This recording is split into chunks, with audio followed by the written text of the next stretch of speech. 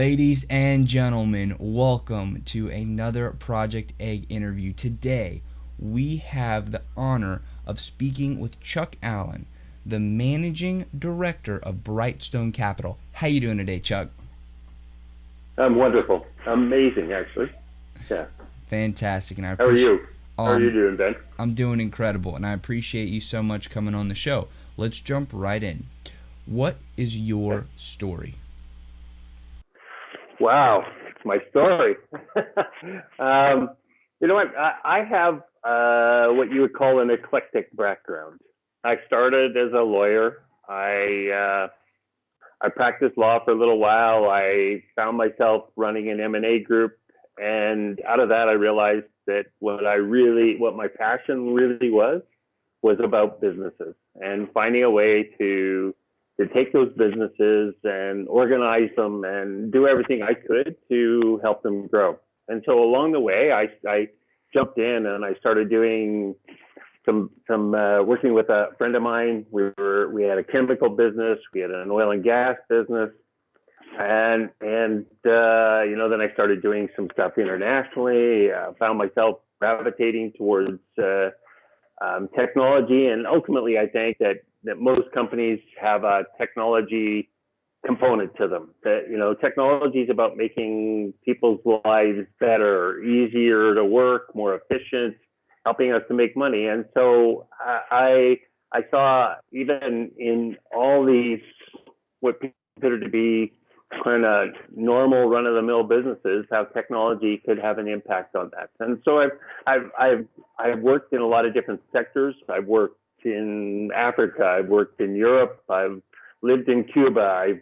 I've worked throughout North America, and I've been incredibly blessed to work on a lot of different types of projects with a lot of really, really good people. Is that good enough for a story? That's a great story. I really want to drill down into your early life. What was it like for you as a child growing up? What sort of household were you raised in? It was a very typical middle class family. We weren't wealthy. I have a sister. The typical have a boy, have a girl, and that's it. Lived in a modest house, but my father was a self-taught engineer, so he worked in the telecom space and kept pushing up the ranks, and taught himself to do engineering. And I think from that, I recognize the real opportunity for any of us to be able to not be defined by where we came from, what we saw as limitations, to just work hard. And I played sports. I played a lot of sports while I was growing up, and I recognized early on about the value of a team, and that takes a lot of people to be able to create success. And it's funny, a lot of people look at sports like tennis or golf, and they see this individual out on the tennis court or the golf course, and they say, look at that guy, that woman is incredibly successful. But the only reason they're incredibly successful is because they have a team of people in behind them. And I think that sometimes people forget, as they're trying to create businesses, how important a great team is, and how that can make a huge difference in terms of your ability to be able to achieve the kinds of goals that you want to achieve. When you were at the dinner table growing up, what were those conversations like for you? Because it seems like, at least from what we've spoken about thus far, that your father's ability to teach himself and to progress as an individual was very impactful on you. Was that spoken about at the dinner table, or was that more just you saw him leading by example? Like how did you really get that? And then if that wasn't what you talked about at the dinner table, what did y'all talk about? Well, Certainly we talked about those kinds of things, but I think, growing up, we didn't have, obviously social media impacting our lives the way that it impacts our lives today. And so, in the world we live in today, we're bombarded with news and facts and information. And when we aren't being bombarded with it, we're actually seeking that information using our computers. And so, at that time, it was, people normally had got the newspaper at nighttime. And so that was the day's events. And so there was conversations about those kinds of things. I focused on my father. My mother was one of those people that when we got to a certain age, she wanted to go back into the workforce. She wanted to contribute. And so, you see those kinds of things. And so there becomes that interaction about the day's events as well as current events, news events, as well. And so, I think, and look, there were from a team sport perspective, my dad, was a really good athlete. And so his expectation was that I was going to be a really good athlete. And at the same time, there was always an expectation that I was going to university. My parents never had that luxury. But there was always an expectation that I was going to university. My sister was going to university. It was not even like it was open for discussion. It was just an expectation. You're going. You're gonna do something. And I think that clearly some of the challenges that we face today in this world is just what are our expectations of our children as they grow up, and our children's children, and those kinds of things. As you're growing up and you're learning from these incredible role models that are your parents, and then you're going through school and you're being exposed to all of the other people in school, right? All of the other kids and the teachers. How did your philosophy at home compare with the environment around you? Good question. It's the neighborhood that I lived in, and where I went to middle school, where I went to high school. Everybody was in basically the same boat, and so you had a largely middle class neighborhood, and some people were better off than others, and some people less well off. But I think certainly growing up, there was always a strong sense that for all of us that we could do whatever we wanted to do. I think a lot of people chose to try and make money. And for me, I worked all the way through school. Even while I was going through law school, people said you can't possibly go to law school and work a part-time job at the same time. But I worked as a waiter 2 to 3 nights a week, and in reality, it forced me to be very focused in what I did, everything that I did. And there were probably some things that I missed out on. Some of the people that I went to law school with went to parties, and I was working that night. But I was incredibly blessed because the place where I worked was basically a party. So I was getting paid to enjoy myself and help others. And I think I look back at my life, and I've worked summer jobs, and I've worked really some terrible jobs that I wouldn't want to do. But the reality is you learn that this world works because people do those jobs. They're a necessity, and that there is no job that's too good. Certainly from my perspective, no job that's too good for me or too terrible for me. And so I think all those things start to impact how you see yourself and where you go. And even from my perspective, I was a really good athlete, but I didn't really understand how hard you had to work to be a really good athlete. I had natural talent, but it really wasn't until my early 20s that I recognized as I was going through law school, how hard you have to work if you really want to do something. And I think that's something that seems to have gotten lost somewhere along the way. The importance, and we see these success stories, and we focus on that success without sometimes looking at how hard they had to work to be able to achieve that success. And look, some people are blessed. Some people have something fall in their lap and create success that way. But I'm going to suggest that most people had to work their butts off in order to be able to achieve that success. And I think those are all valuable lessons for us. And that my daughter is a hardworking person, and she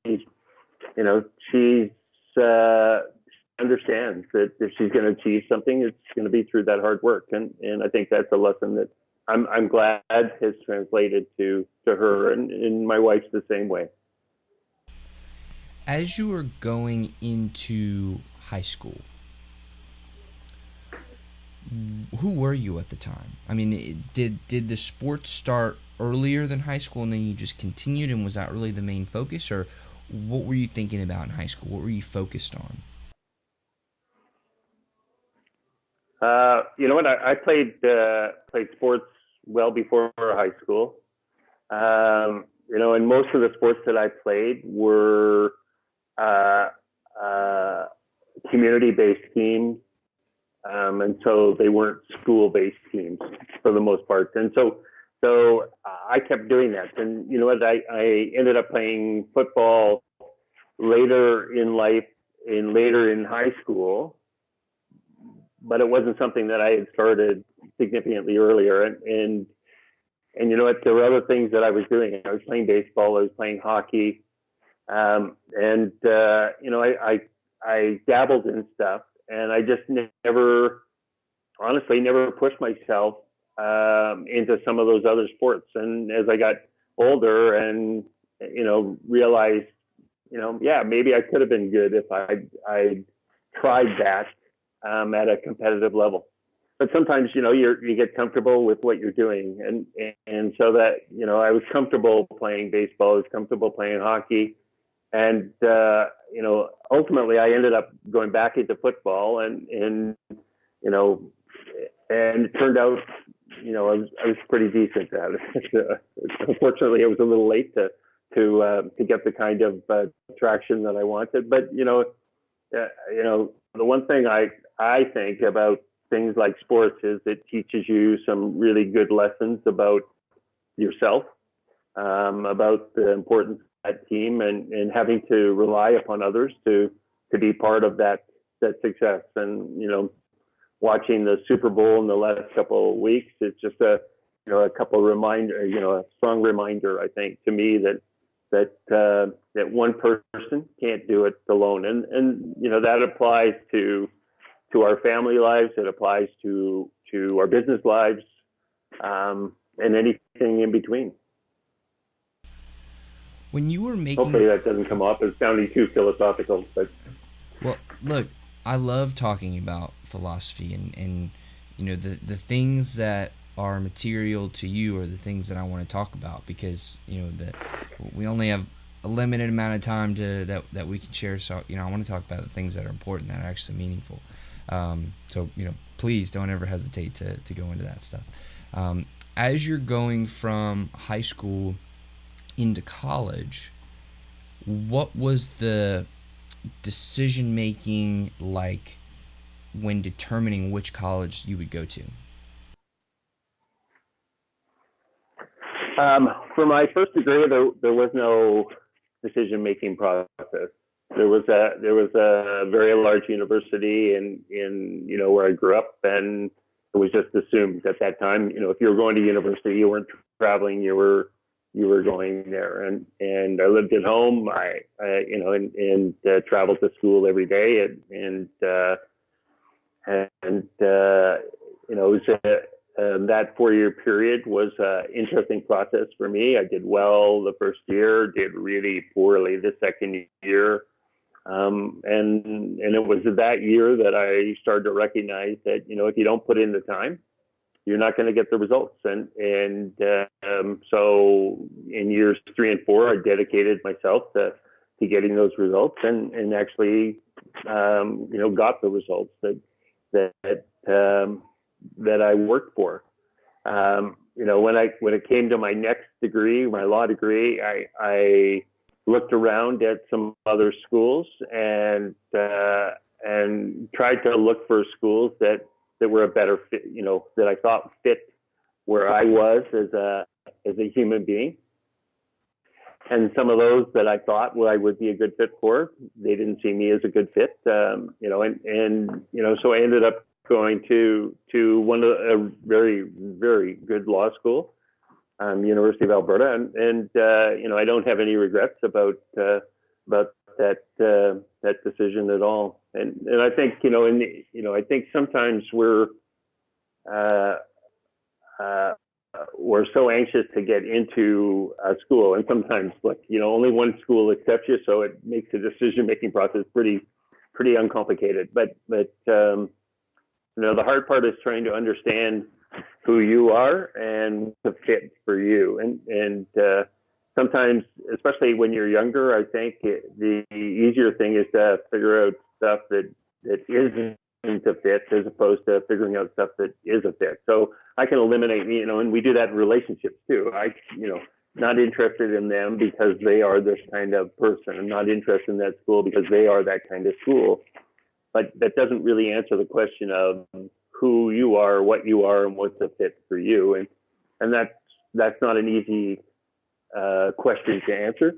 But sometimes you end up going to a school that's just not a good fit for you, your personality, and or even where you want to take your life. And so I think those kinds of things have to be considered.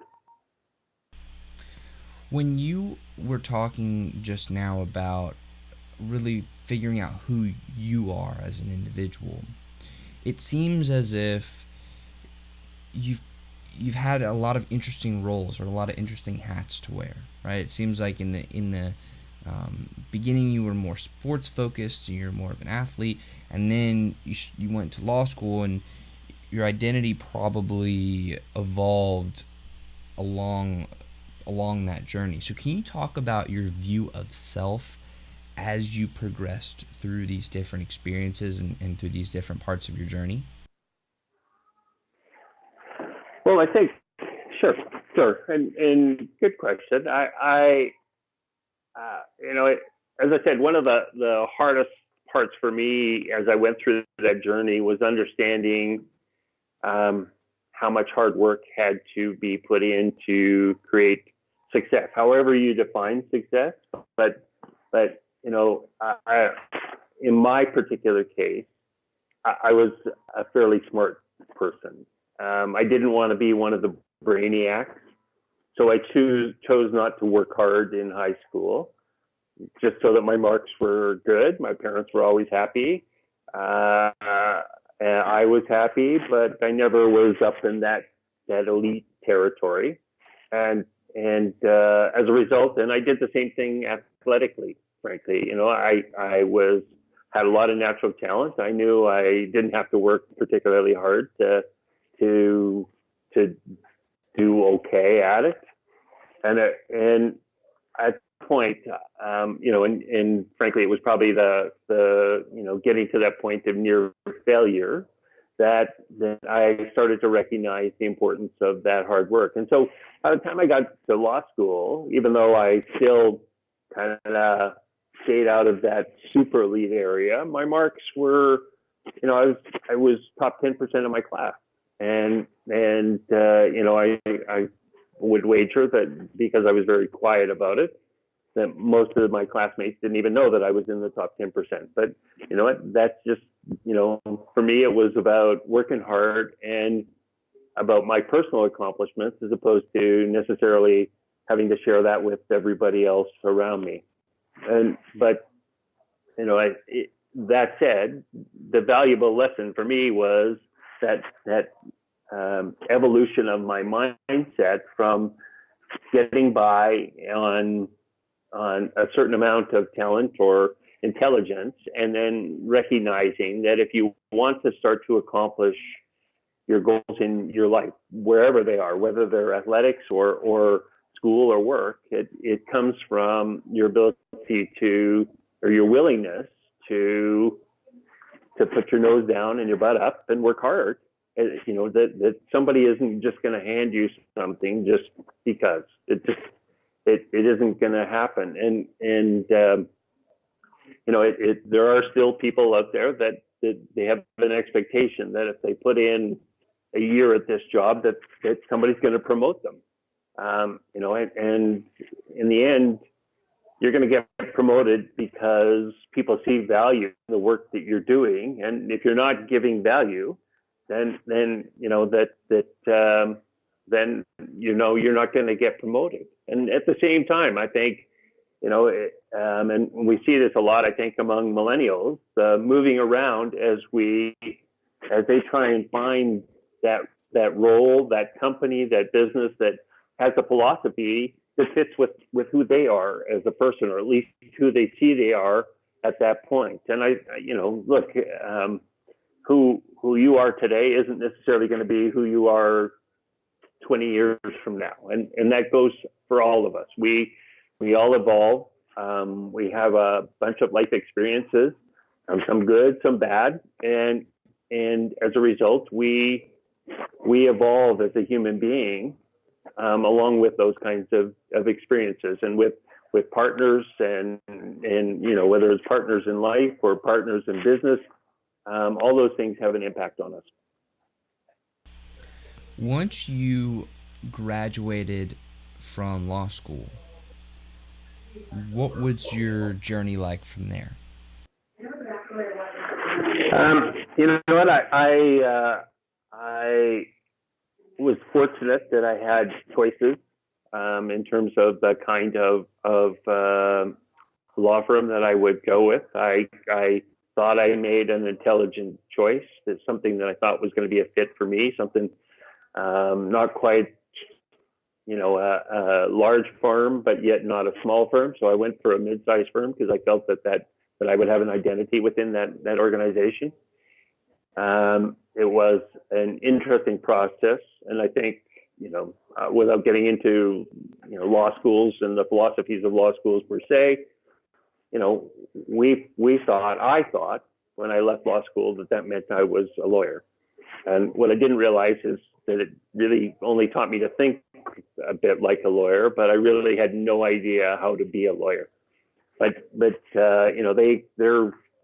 So I had to quickly try and figure out how to be that lawyer. So I practiced law primarily doing corporate and commercial work, doing a lot in terms of acquisitions and banking, and had an opportunity to run a M&A group for a large multinational oil and gas company.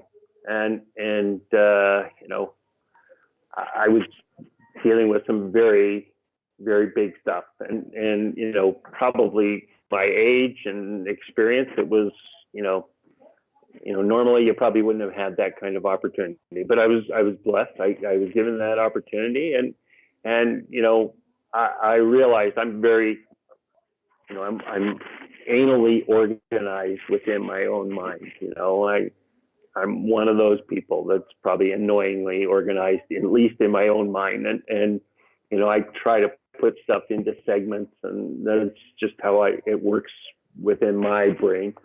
But this was new. And so it really required somebody to be organized and because it meant so many different parts of the puzzle. And I got it organized. And I think, as I said, as I went through that role, I realized that I liked that idea of bringing people together and accomplishing those goals more than I liked going back to my office and cranking out agreements. And the reality is, it's just zeros. When you're doing a deal, $100,000 deal or $100 million deal or $100 billion deal, it's not that it isn't hard work. Sometimes the $1 million deal is harder than the $100 million deal. but in terms of, are you a hero? Are you, accomplishing something? It is just, my philosophy became, it was just zeros at the end of a number. So in the end, I came to that recognition that that's the part of it that I loved. I love that organizing about, what I think of for myself. It's about contribution. It's about service. It's about accomplishing a goal. And that was the stuff that I found joyful. And, I'm also one of those annoyingly people that I wake up with my eyes wide open. I wake up early. I'm have a positive attitude. I go after the day and can hardly wait to accomplish goals. That's the fun part for me. Well, just so we're on the same page, I'm the same way with waking up, eyes wide open, ready to go, super positive all the time, and I think that's awesome. So you had this amazing opportunity to go work on these massive deals. How did you transition?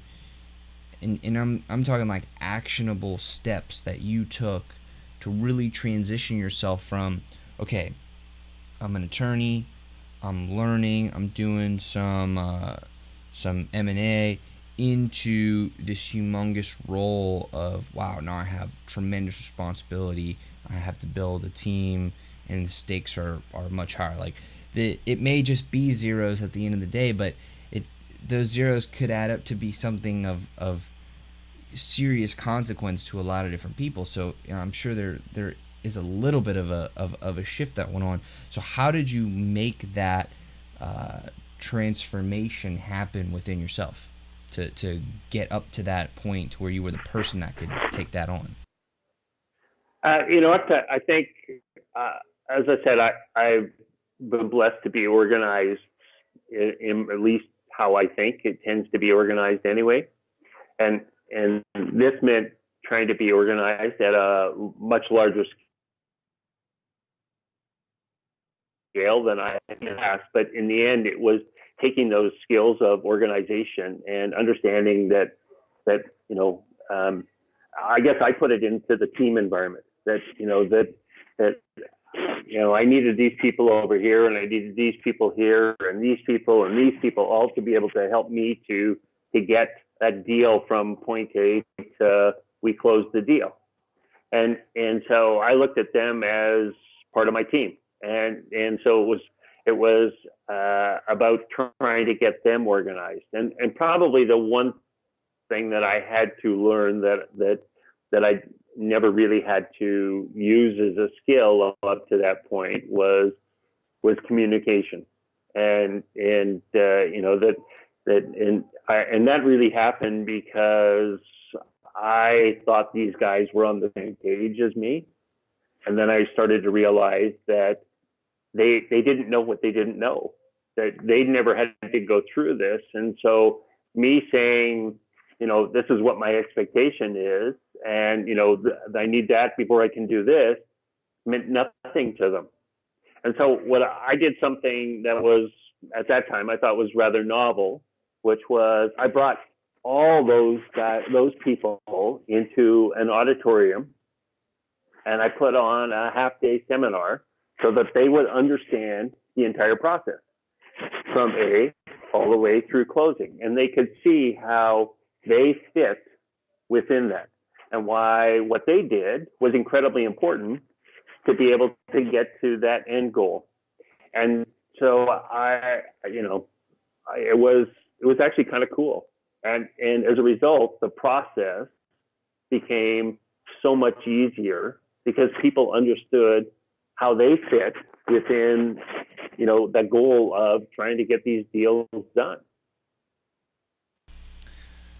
So now you're the managing director of Brightstone Capital.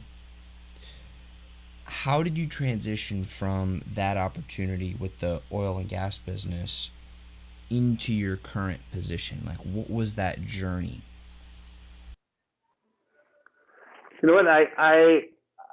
as I indicated, I've always had an interest in new stuff. I love to learn new stuff, and I've always had a fascination for what technology has the potential to be able to do. And so,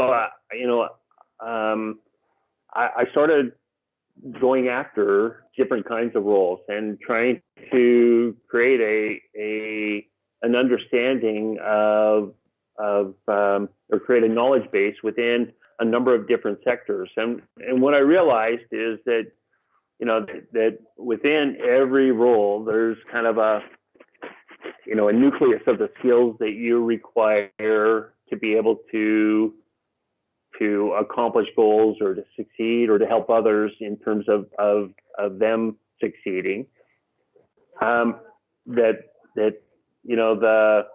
The mining industry is different than the software industry, and that's different than the energy efficiency industry. But those are soft skills. Those are skills. Those are understanding those sectors.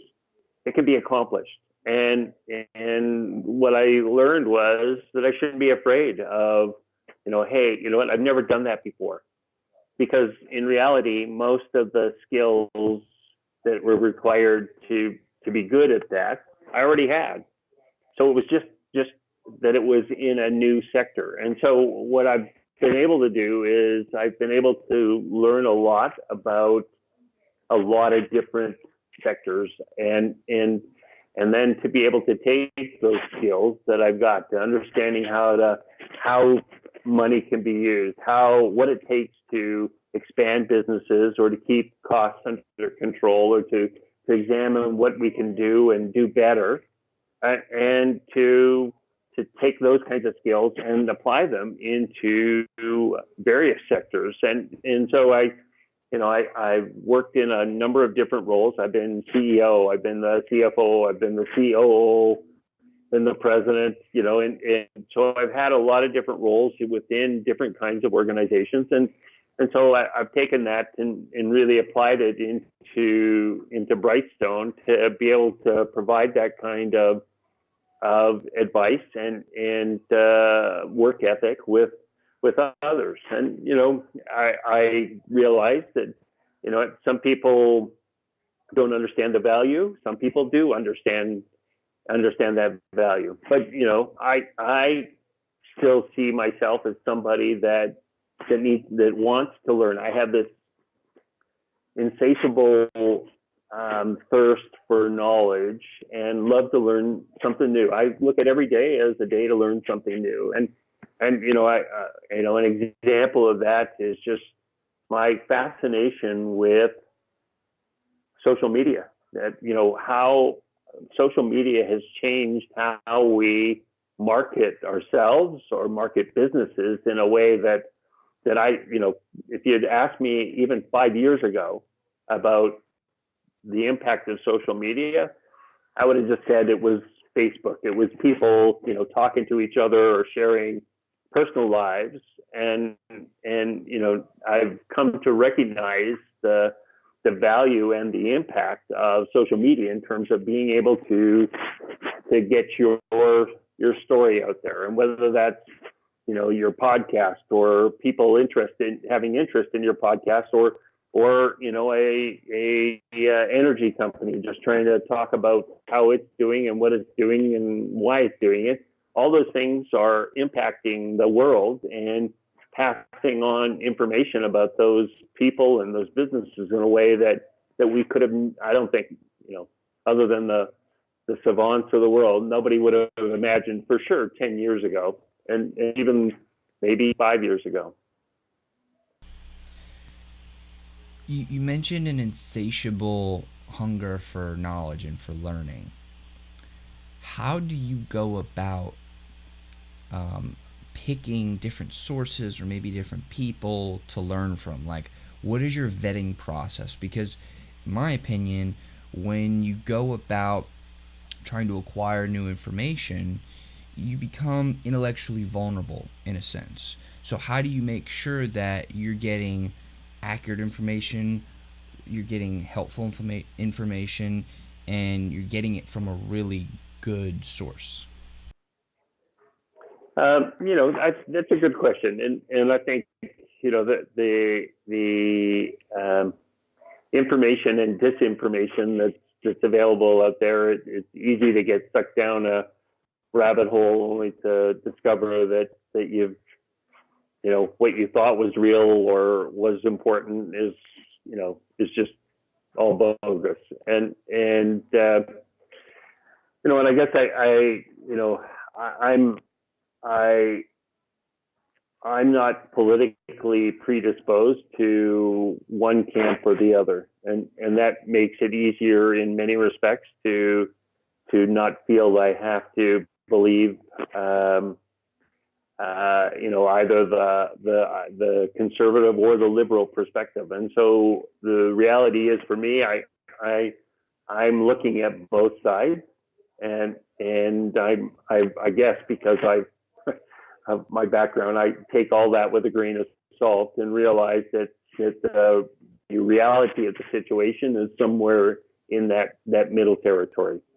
That said, I am constantly trying to read about innovation and technology advancements in a variety of sectors, and I think for me, because I've worked in a number of different sectors, I see the ability to be able to take something that people were looking at over here in this sector and say, well, why can't we use something similar in this sector? And why can't we find a new way of doing that? And sometimes there's resistance because that's not the way that we've been doing it.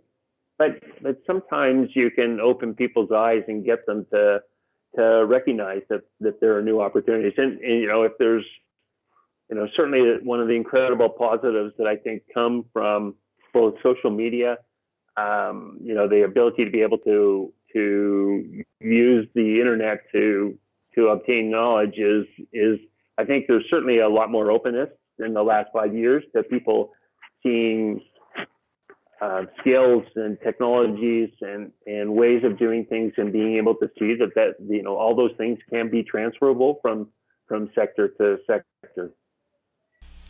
So we've talked a lot about how you've gotten to where you are now. But I want to take a moment to really drill down and understand what exactly you are doing right now. So maybe you could talk about Brightstone and the things that you're doing, and anything outside of Brightstone that you're participating in at this time. Sure. I work primarily with emerging companies and mid-market companies, trying to find ways to move the needle in terms of their growth. So sometimes it's something that's early stage. I worked with a technology company and took on an interim role with them as the CEO, and really took them from a concept all the way into an operating business with clients. And I think one of the interesting parts of those journeys with early stage companies is them trying to figure out what they really are, and sometimes we create a business and we have a mindset of how we fit into the ecosystem of whatever sector we're working, and the reality is that isn't always where you're going to end up. You may think that you're this, and you could turn out to your business could be something completely different. And one of the things I think I've been very good at doing, seeing, is where those companies fit within that ecosystem, and what they can offer in that system. And one of that particular business, one of the things that I saw was how important the data that they would be extracting would be, because it would help to start to create an understanding of patterns of of consumer behavior, and that understanding that data could then be used to help others in terms of better understand that consumer behavior. And so certainly I think of 15 years ago, a lot of businesses were accumulating data, and they really had no idea what to do with that data, how to use that data effectively. And now I'm of a mindset that if you're not extracting data and you're not figuring out how you can use that, you're wasting, and you're missing out on a incredible opportunity. So I help those businesses to grow, and I it's not in any one area. Sometimes it's trying to help them find money. Sometimes it's for the most part, most businesses that are emerging or mid-size need more than just money. They may think that that's the only thing they need, but the reality is, in my experience, they need more than that as part of that their journey to be able to grow.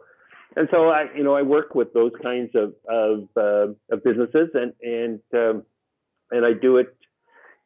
Sometimes it's a pure gig. You're only there for a couple of months to try and identify some opportunities, and then let them execute. Sometimes I'm there and part of that team that's helping them to be able to execute. Let's get a little tactical. When you first come in contact with a business or an idea, a startup, whatever it may be, what is the process that you go through to identify what shape they're actually in, what their needs are, what they require to get to that next level? What's your process for going about and doing that initial analysis? Well, I think it's the process for me anyway is just that it's as if I were doing due diligence on that company from a third party perspective. So I'm drilling down in terms of the product, the idea, the vision, where what do we have in terms of team, and then I'm trying to do kind of a 360 perspective by going to them, and once I've had an opportunity to be able to look at them, to be able to sit down and truly discuss with them what they think that they've got and where they think that they're going. And I think, and by doing that, I'm able to create a dialogue with them that allows them to sometimes have that aha moment of, oh, I didn't realize, I didn't think about that. And as an example, this technology company that I worked with recently, they saw themselves as providing a technology application for a particular sector, like this small. And my comment was, but how do you get people excited about that if you're working in a small sector that only works a certain part of the world? How can you get people excited? And why just that? I mean, if it works in this, doesn't it work in these sectors as well? And so we took it from this small idea into something that had the potential to be a global technology that can be used on a global basis. And that's a fascinating process. And to be able to do that, you've got to create an understanding of both the sector as well as the opportunity. And and that was a really incredible adventure for me, because I really at that time knew very little about the retail sector, other than I go to stores and I buy things and I see what's going on. But I had to quickly develop a strong understanding of the retail sector, and to really get how this could work in terms of as a technology to be used by that sector. And so it's just it really is. It starts with a due diligence process on my own, and it, normally that needs to be done really rapidly because people are looking for answers, and they want, they don't feel they're paying you to spend a bunch of time sitting in a room by yourself. They want to see that you're involved, but when you start to have those conversations and you can talk intelligently about what they're doing and the sector, all of a sudden have that ability to create those aha moments of how this can be used. And sometimes it's simply just trying to find a way to accomplish their goals. It seems as if you obviously have a ton of experience, and you've been doing this for a while, and it seems like you've had a lot of successes and a lot of home runs here. Based on your experience, what do you most commonly see younger companies struggling with?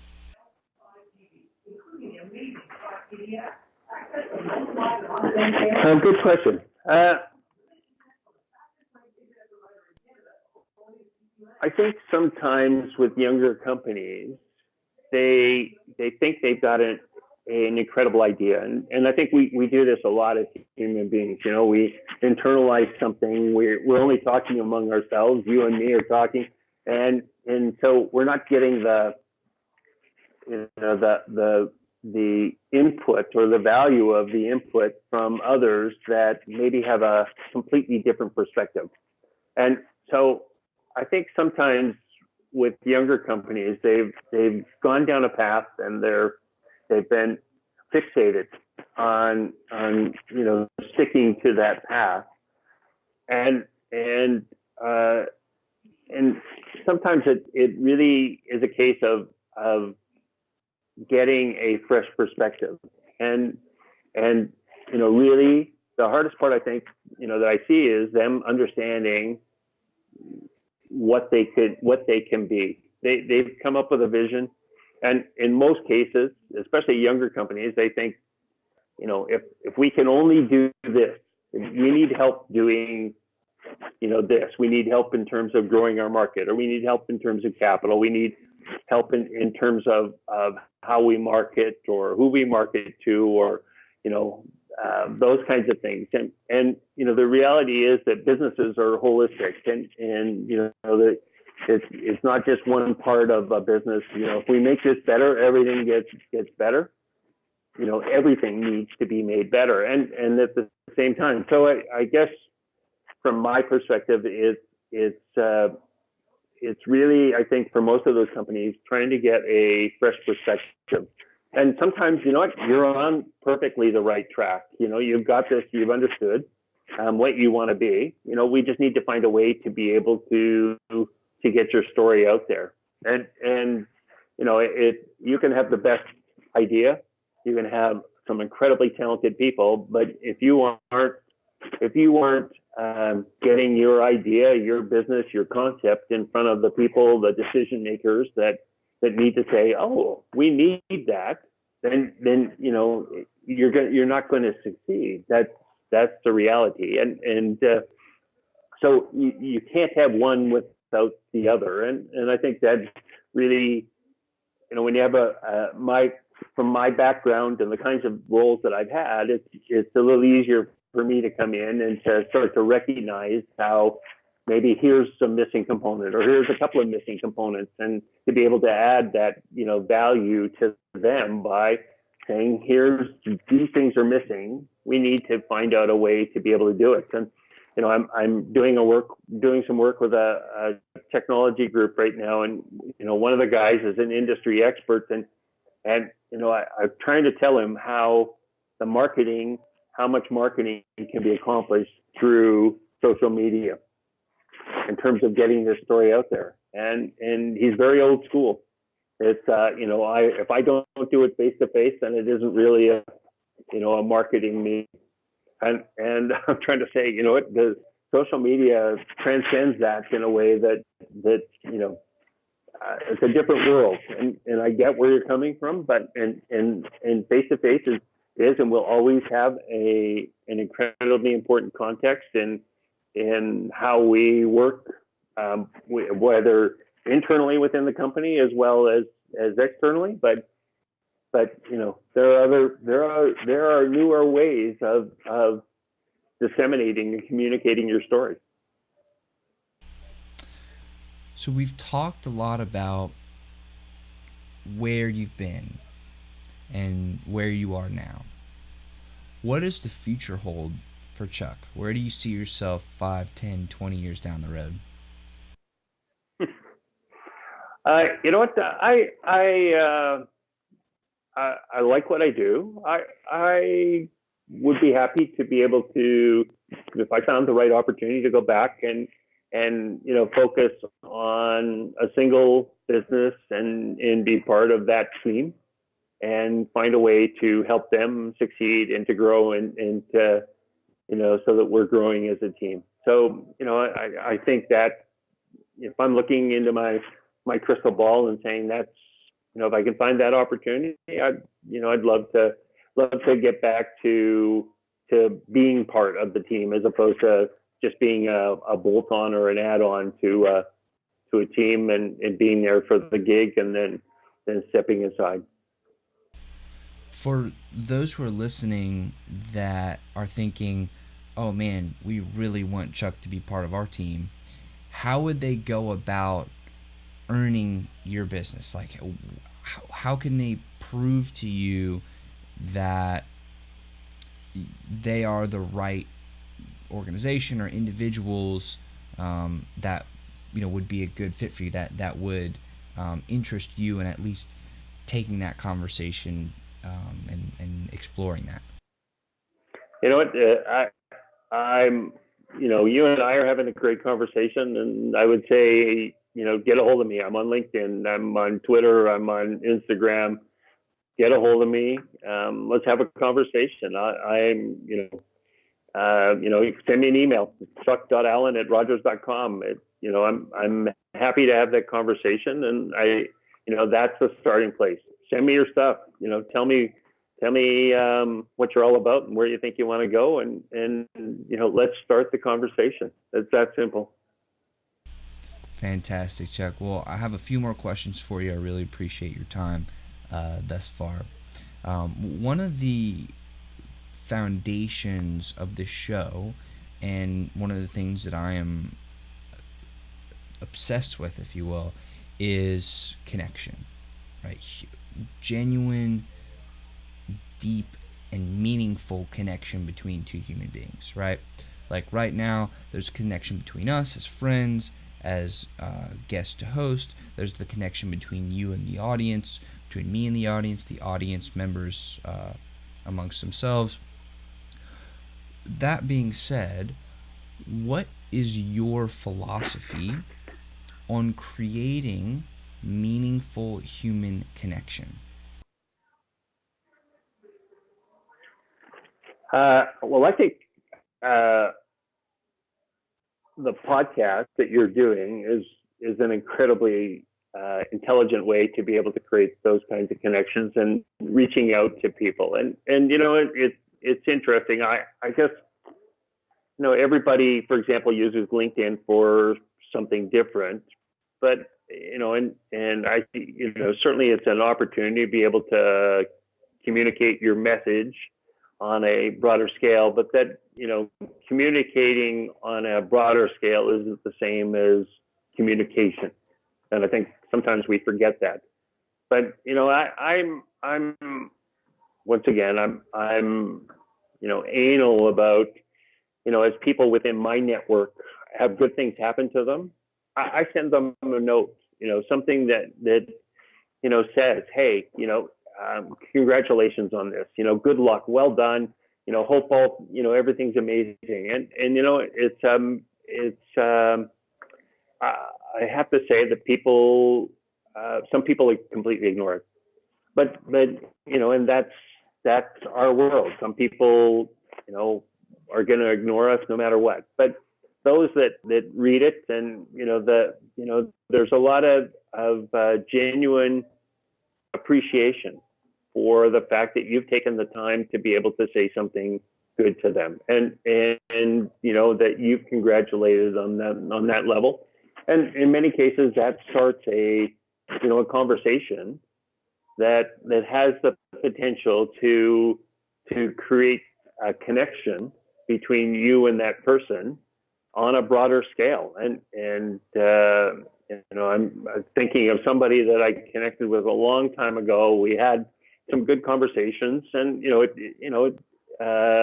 we kind of went this way and this way, and then just recently we reconnected again, or maybe just solidified that connection. But I think it comes with trying to understand, trying to start a conversation with them. That seeing somebody on one of the social media sites and following them isn't the same as connecting. Connecting is about having a conversation, whether it's online or offline. It's about a conversation and trying to get to have some sense of understanding of that person and you and they of you. That's my 2 cents worth. When I think of the greatest movers and shifters in the history of humankind, I often think of people who've had a theory, right? They've had some belief or some idea, and it became their theory, and they went out and they tried to test it and break it and prove it and improve it. By that vein, what is your greatest theory?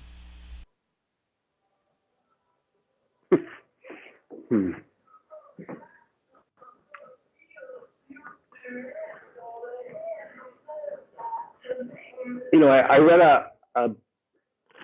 a really interesting business-based book called Good to Great a long time ago, and it resonated with me in terms of my my business life and my concept of the importance of the team. And it was about this idea of within that organization, you got to get the right people on the bus. And if they're not the right people, you got to get them off the bus as fast as you can. And that's, when I think of trying to create success, even if it's 3 people running a business out of a garage, if 2 people are going in one direction and one's going in a different direction, it's going to be very hard to be successful. And so I think in the end, that has become my philosophy, and it's based on this idea of the team. But you got to have, people with a lot of different backgrounds and you got to be able to trust all those people to be able to do what they're doing. But if they're not the right people, the reality is probably it's a good thing for you, and as much as they probably would disagree at the time, it's a good thing for them that they're moving on to something else. And so, it is about, to me, it's about getting the right people on your team, and then working hard to keep everybody happy by working hard and accomplishing goals. And one of the other things is, we were talking a little bit about the idea of early startups, and people have seen so many startups, become massive corporations, and the people that own them, become incredibly wealthy. And so I find with a lot of the early stage companies that there's a whole sense of that, they wrap their arms around what they've got, and they don't want to give up pieces of it to others. And I had a group that I found them some money, and it meant doing a bunch of things, and they realized that they were going to give up 30% of the business to somebody else. Oh, well, we can't give up 30% of the business. We want 100%. As well, if you're going to take capital, how do you think you're going to get the capital to grow your business? Oh, and so I think people have to understand that you've got to be able to. Life is about trade-offs, and sometimes and it's about finding the right partners and the right teammates, and that's, I think, what you got to be thinking about. How do you define wealth? Well, I think wealth is defined in a lot of different ways. For me personally, wealth is more than just about financial wealth. It's the wealth of my relationships, the wealth of my happiness, the wealth of my contribution, and so it's probably broader than many people's perspective. But I do think that all of us need to focus on more than just money. Sometimes it's about satisfaction. It's about the happiness of going home at night, and whether you're going home to your place by yourself, or you've got a partner and kids, or a dog or a cat. It's about the to me the wealth is you're happy. You're a happy person, and you see life from a positive perspective. Money doesn't make us happy.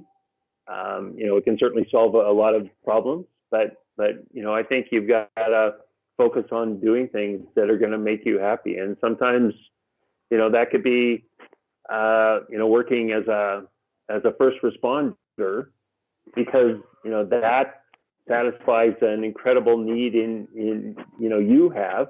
And financially you're not going to become the wealthiest person in the entire world, but you get to go home happy at night. You've done a job well. And hopefully whatever home you're going to, it's something that puts a smile on your face and helps you to sleep at night. What is your biggest fear?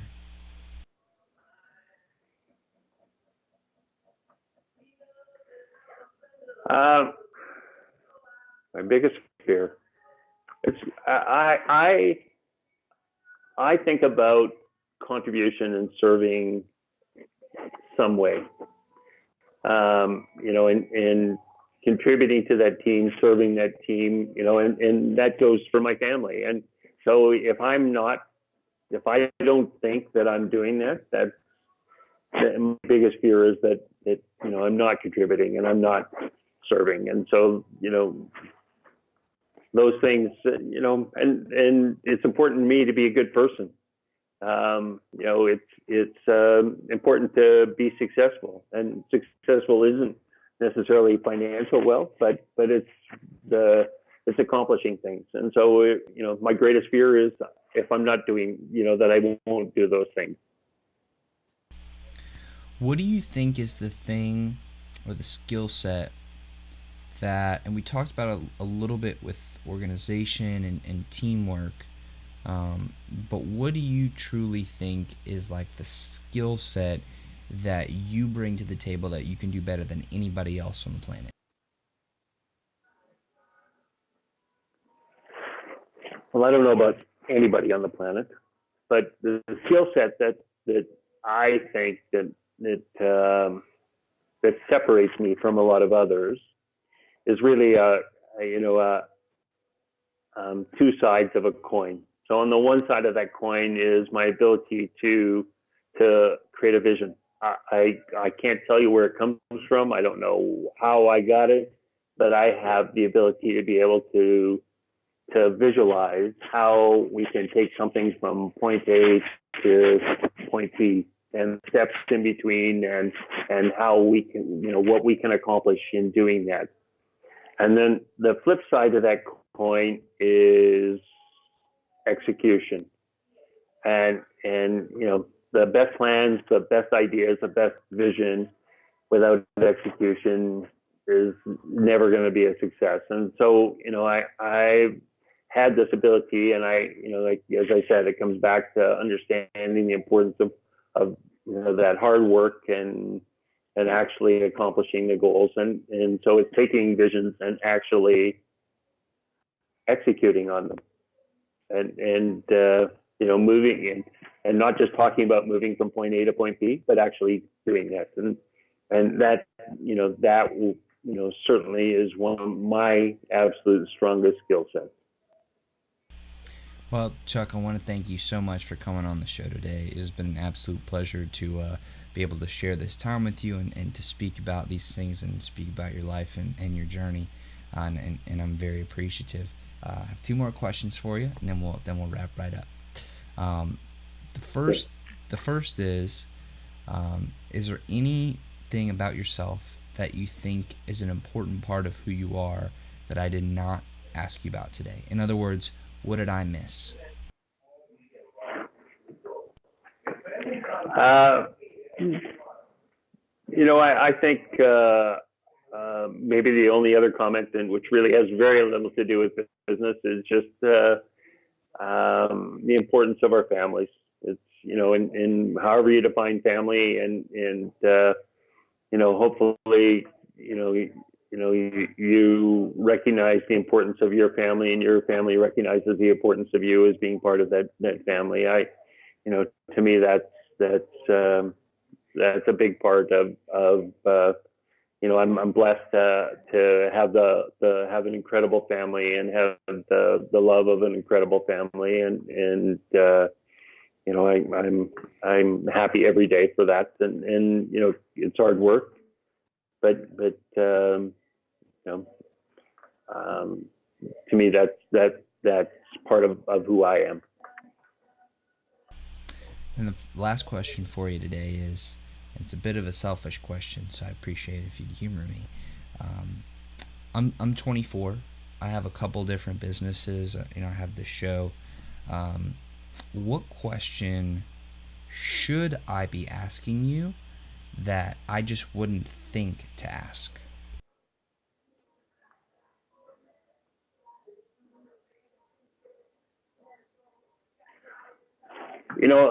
I think um, for all of us, it's probably do you have any regrets? And and you know and if you've got regrets, why? And do you think you could have done something better or differently? So that you wouldn't have had that regret. And let me answer that question. There's things that I think I could have done differently or better. I I became more intelligent. I became more mature over time, and I recognized that sometimes when I was earlier, I was evolving, and I wish that I had been more open-minded. I wish that I had recognized the value of hard work, those kinds of things. But for me, I wouldn't change a thing in my life. But I think that's always an interesting question, because not everybody is going to answer that question by saying that there isn't anything that they would change. Well, Chuck, again, I want to thank you so much for coming on the show today. It's been an And thank you absolute for having me, pleasure. Ben. It was a fascinating conversation. Thank you, and to everybody who's listening, thank you all so much for supporting the show and for sticking with us for so long. I highly encourage you to actually go back and listen to this interview a couple times, because Chuck was really sharing some valuable information. And I feel like there were a lot of layers there that you might not pick up on the first go round.